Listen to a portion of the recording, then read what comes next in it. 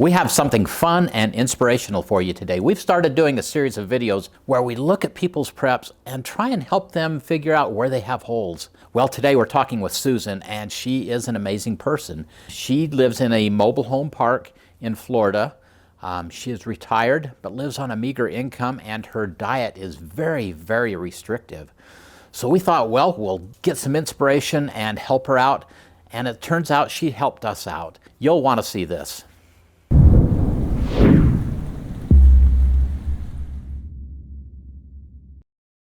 Hey, Proud Preppers, I'm Jonathan. And I'm Kylene, and today we're so excited. We want to introduce you to Susan Williams, who is a friend of ours, and we're doing this prepper evaluation kind of thing to help each other become more prepared, right? So that we can help you see where the holes are in your preps. But you know what? After meeting with Susan, I feel completely different because Susan has it together. Like Going on. she is doing so well. So this is going to be a little bit of a turnaround from what we originally thought, because Susan is going to teach you. Susan, why don't you introduce yourself a little bit and tell our audience about some of your unique circumstances that make it a challenge for you? I am low income or moderate income. I don't know what people would consider, but I live on about $1,500 a month of a government pension from a career in the government. My blessed part is I have full health care that I don't have to pay for because I'm retired from the government. So that made it possible to retire a little bit early. So I don't have money like maybe your average person has to do a lot of prepping all at once. I'm also diabetic and I have autoimmune disease, and that restricts what I can prep as far as food goes, because sugars, carbohydrates are out of the question. No pasta, no rice, no wheat or other grains, no beans or very little, small amount of beans. So the ordinary, what I feel, or the ordinary things that people prep a lot of are out of the question for me. So it became a matter of what things can I store that won't kill me. That's truly exciting, because you have taken a situation where you could have said, well, there's just nothing I can do. And instead, you've turned that around to say, okay, let's figure out what I can do. And that's what we want to learn from you. And so you have a couple other factors. One is that you live in a mobile home park.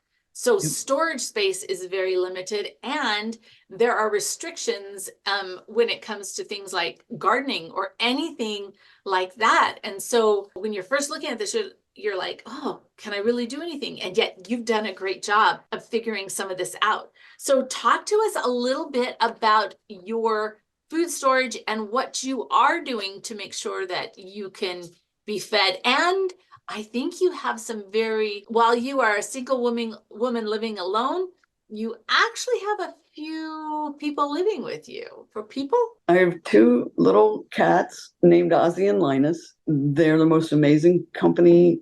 You know, if you're a cat lover, you know, and I will die before they don't eat.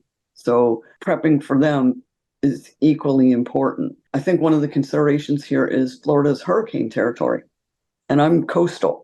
So we're very blessed not to have one, knock on wood, we won't. But you kind of have to be ready to go at a moment's notice. So I not only have to be prepped in my house, but due to the fact that it's a mobile home in Florida, in hurricane territory, I am a mandatory evacuation, which means I got to be ready to go.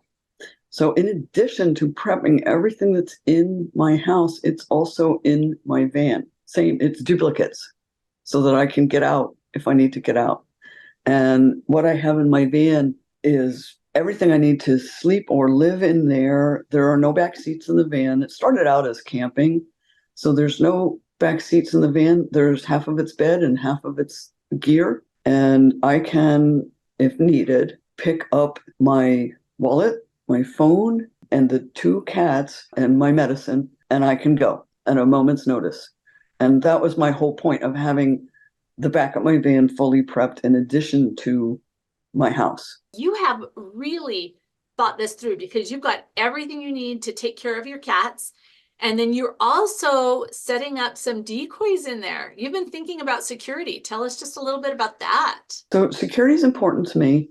Because if I do have to leave with only what's in my van, then mobile home, it's a real possibility in the event of hurricane or other emergency that what I have in my van is what I would now have. And therefore, trying to prevent a theft is important, not just in an emergency, but because it's fully stocked all the time. Everywhere I go, I would like to try to prevent theft. So what I have is a very old iPhone 3, which I don't think you could even turn it on at this point, but if you could, it's not going to work. It's wiped clean. And I have an old wallet. I leave it open. It's like a man's wallet that's left open. And all those free credit card offers that you get that aren't really credit cards, but they look like credit cards in the mail are shoved in there so it looks like there's credit cards.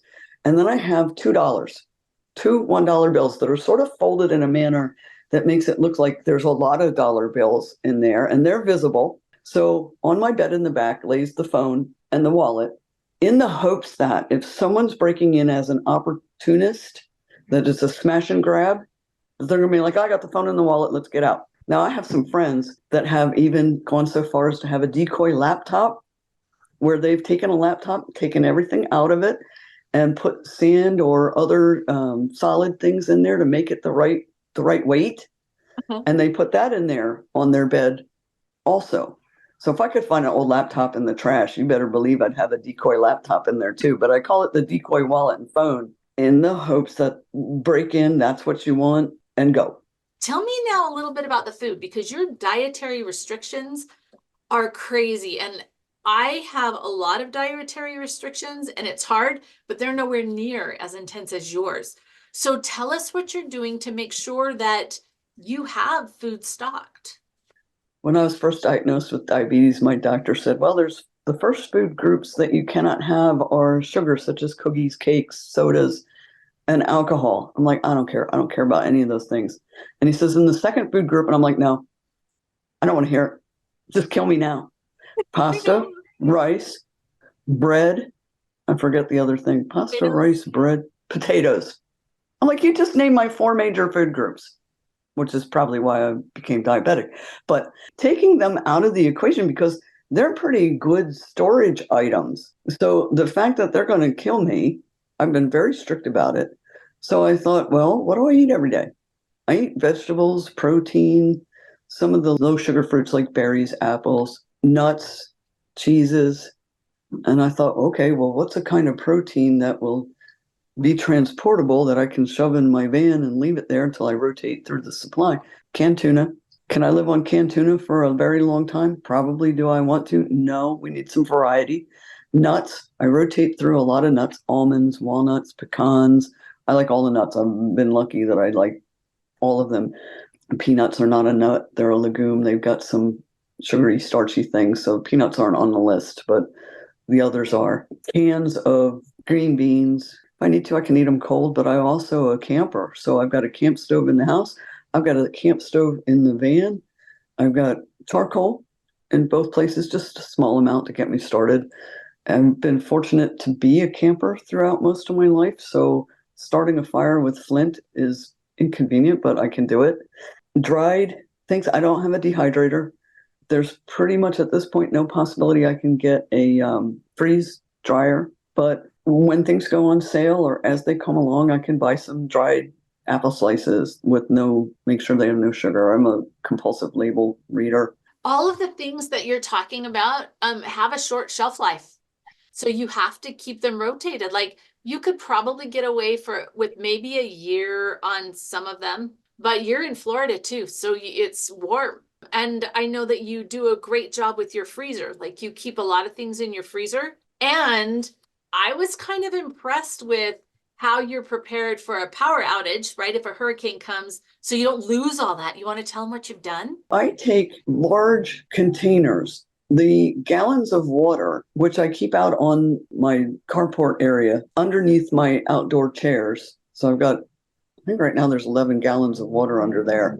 I just add to it rotate through them and keep adding to it. I usually have more during actual hurricane season, but I take those gallons and I put them in the freezer, several of them. And I have, let's see, right there is the mobile home refrigerator, which is not a large, but it's large enough to keep 2 gallons of water and a one-person things in there, so that when it looks like there's a hurricane come through or a bad storm, tropical storm, whatever, that I may need to keep the refrigerator cold or a cooler cold, I start rotating the 2 frozen ones into the refrigerator. And then I put 2 more into freeze. And when they're frozen, they go in the refrigerator or the cooler or the whatever I think I might need, because it takes a big gallon block of ice a lot longer to thaw than ice cubes. And anytime it looks like there might be any form of danger, there was a time period, I don't think it was that far in the recent past, that there was a little bit of civil unrest going on and protesting and things. And you don't know what might be coming or what might happen. So that was another time when I started rotating through the water to make sure that things would stay cold, and medicines that need to stay cold or staying cold, and cooler was ready for the van. I think that's just like you're doing it. You're thinking it through. You're making the best of the resources that you have. Now, one of the things that are super important to Jonathan and I is community. And so one of the questions that I brought up is, okay, you're alone. Who's got your back? And see, you're on top of this too. Talk to us about relationships and about the community that you have so that you can be okay. We have the most wonderful community. It's an over 55 mobile home community. And in Florida, for a large part of it, that means a lot are over 70 or more. My neighbor's 90 something, middle 90s. You'd think I'd have to check on him, right? Which I occasionally do. But he'll come over if I don't pick up my newspaper. The newspaper's delivered Wednesdays and Sundays. And if I don't get that out of the driveway by 10, 11 o'clock, he comes over and knocks on the door and makes a joke of it. He's like, "Paper boy," and he's holding up the paper, but everybody checks on each other. My friend Cindy lives right up the street. And in ordinary, everyday, non-prepping life, if I'm making beef stew, I, make a container and take it to her. Or she made the other day turkey soup and brought it down. And we eat the same way. We have the same dietary restrictions. So, and everybody checks on each other. And it seems to, as your turn comes up, like when I was really first sick with the autoimmune and I couldn't hardly get out of bed, the community comes and brings meals. And then, at some point it's my turn to take others' meals that are not well.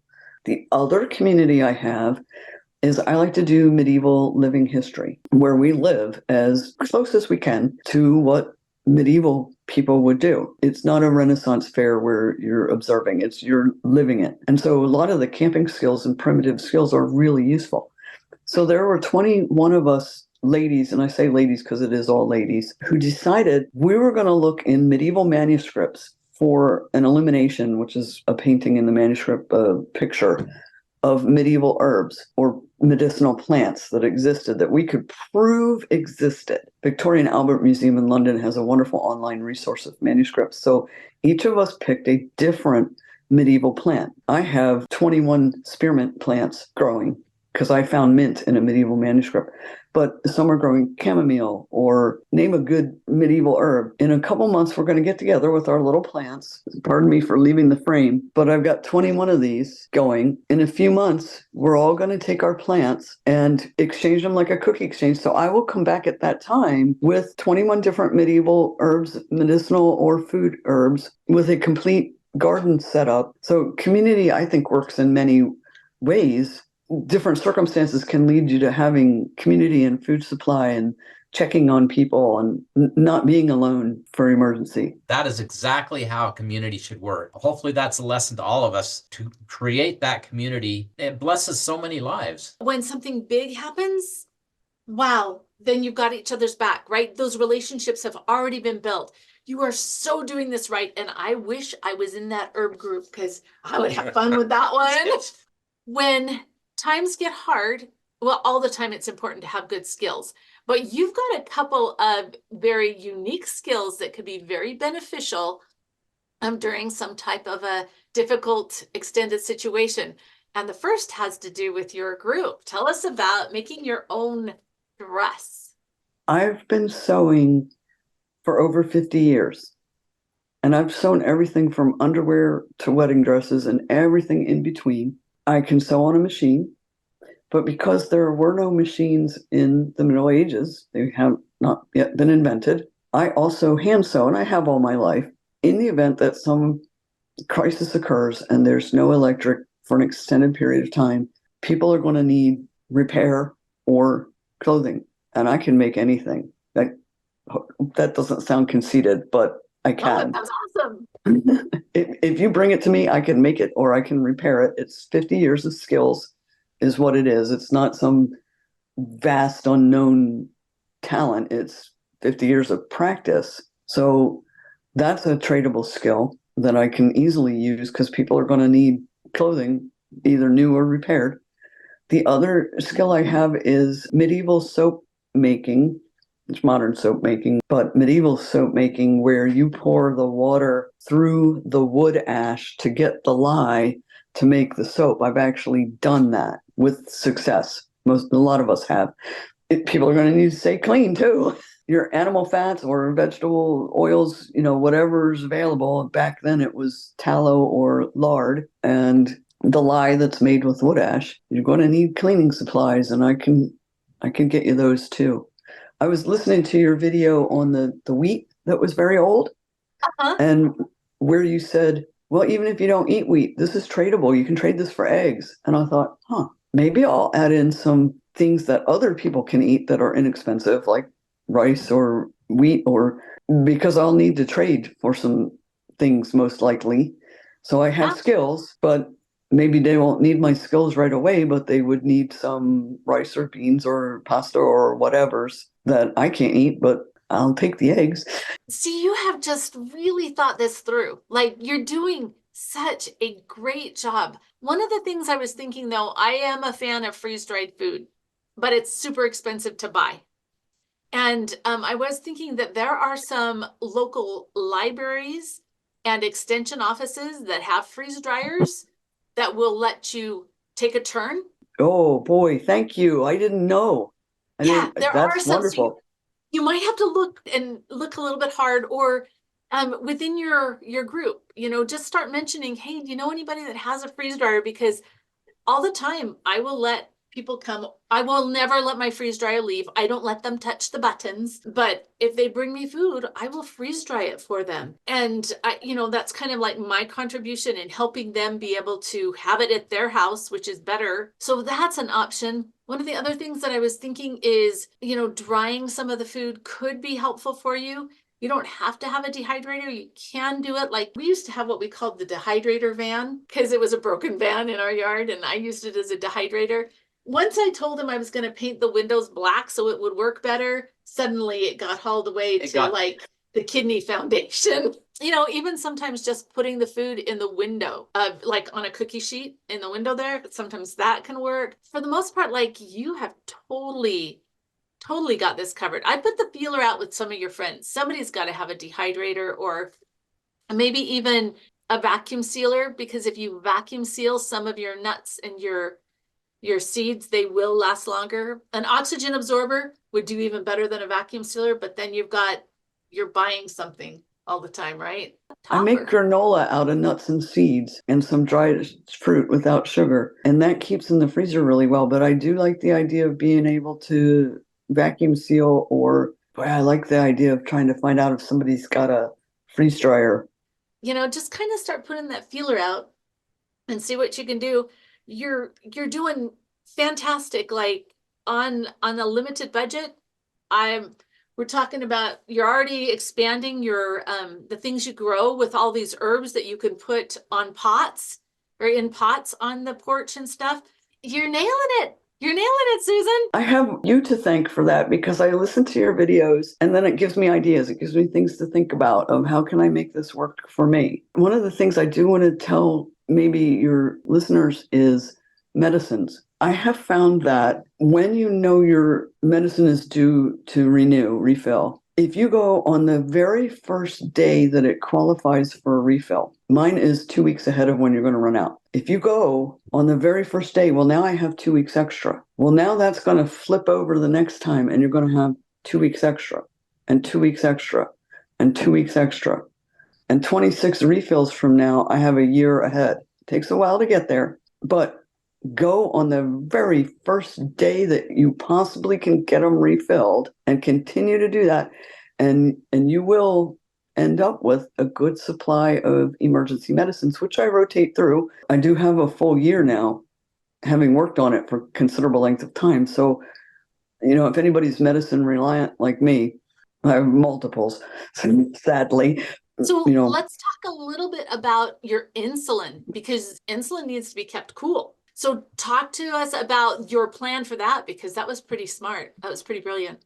Cooler, blocks of ice, blankets over the cooler to keep it insulated. There's, I don't have one of those fancy $500 coolers. I have your ordinary, found at a yard sale cooler. But the more you can insulate, the better it will stay cold. It's not indefinite, but it'll hopefully keep it long term.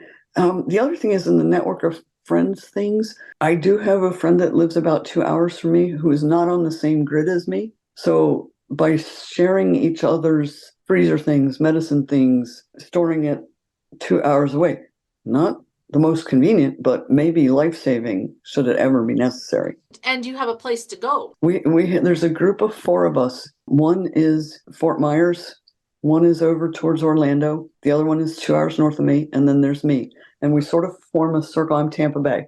So we sort of form a circle around the state. The 4 of us, if something's coming through here, they come south or I go north. But we're all about 2 hours in any direction from each other. So if you can expand your network a little bit to have people just enough away of different grids and different resources. And it sounds like you keep your gas tank full enough that you could get to one of these places. Oh, people make fun of me for it because I'll be like, oh, I'm at 3/4 of the tank, better fill up. As far as I'm concerned, you can make fun of me all you want. You go ahead. But I'm the one that's going to have the gas. I rarely go below a half, and I try not to go below 3/4. This seems to be a consistent pattern with you. Okay, there's a problem. How do we solve it? Another problem. How do we solve it? And you have just consistently, you've built a community. You've taken care of all of your needs and the needs of your pets. And you've thought about the transportation piece. So you are just in such an awesome place and such an awesome example to all of us. Yeah. Doing the right thing, taking the step by step. And that's what it is. It's a step-by-step process. Sometimes people drop out of the process because it seems overwhelming, but we just have to keep taking those small steps. And that leads us to another step and another step. And it's not overwhelming if you break it down. And that's what you seem to have done. With limited finances, you have to get creative about it, and you have to break it down into steps. I have a very comprehensive first aid kit. And it's large, and it contains a list of things that pretty much covers, I think, most emergencies that an individual not medically trained could handle. And so I rotate supplies through.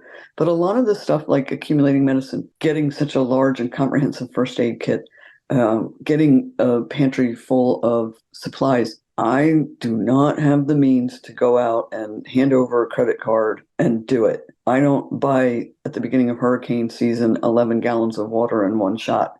Water's not all that expensive, but you know what? $11 is $11. So throughout the year, if I have a spare $5, well, okay, that's 4 cans of tuna or 5 gallons of water. It's not all at once. It's not I need to give up because it's not perfect right now.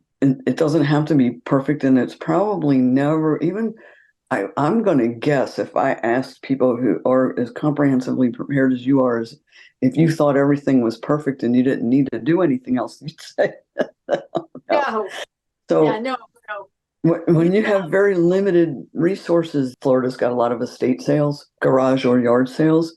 Maybe one week you find a camp stove. Couple weeks later, you have a couple extra dollars. Let me get this pack of almonds. Nuts are expensive. Nuts and seeds are expensive. Oh, they are. But when that's what you have to do, that's what you have to do. And so it doesn't have to be done all at once. It's never going to be done as perfectly as you want it to be done. It needs to be done adequately. And I feel like I have things stored outside.